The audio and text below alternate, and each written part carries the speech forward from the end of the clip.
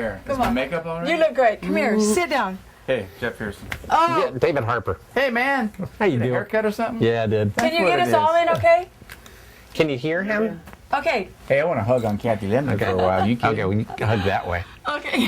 What are we talking about? Okay, you know what? We're talking about how important the song is in this industry. This man here, he is an amazing songwriter. And he used to be on my staff, one of my favorite writers, and he was gone for a while, and he's back now, so we're Life so is excited. good. Yeah. So will you tell the audience why the song is so important in this business?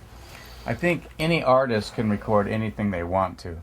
And any song that the artist records is so aligned with who they are and what they're all about. And it also gives the listener or the viewer, depending on if it's a live performance or a video, an opportunity to relate to them. I mean, I don't know hardly anything about computers, and if some comic or singer is singing about computers or telling jokes about computers, it's not going to translate to me. But if they're talking about bass fishing, I'm an insane bass fisherman, I'm going to relate. And if you're a singer and you've got a song about a relationship that has either gone away or it's come to grips and it's fantastic, somebody's sitting there seeing themselves in that artist's song. And it's the vehicle that brings the artist into the living room of the average Joe. That's, you know, it's and music transcends all kinds of definitions. It's all about it feels good.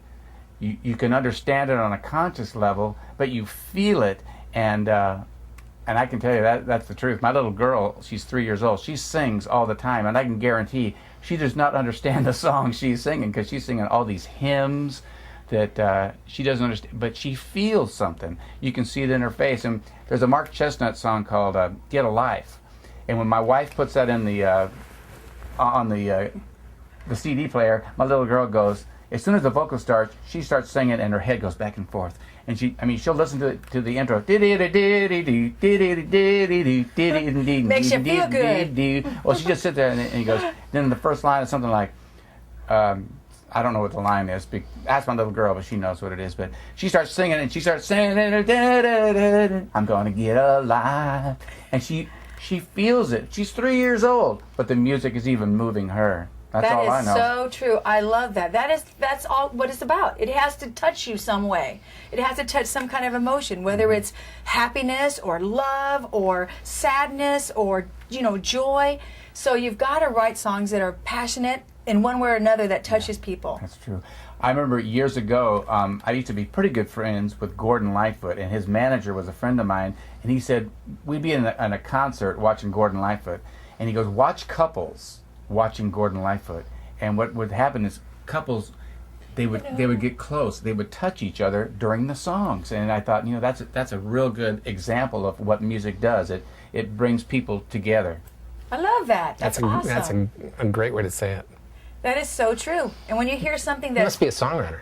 yeah, he must be. I know 3 chords. Yeah, it's all about making you move and making you feel something. And if that song doesn't do that, that's why these people at the record labels, they'll play like 30 seconds of a song, and if it doesn't do anything for them, next, play the next song. So you got to get them on that first verse. That's right. You know, make sure that the words are powerful and make sense, and that the music's powerful. So, right, Jeff? That's all what it's about, right? Right on the money, y'all. Hey, it's good to see you. Good to see you too. See, that was fun that he just popped in. Yeah.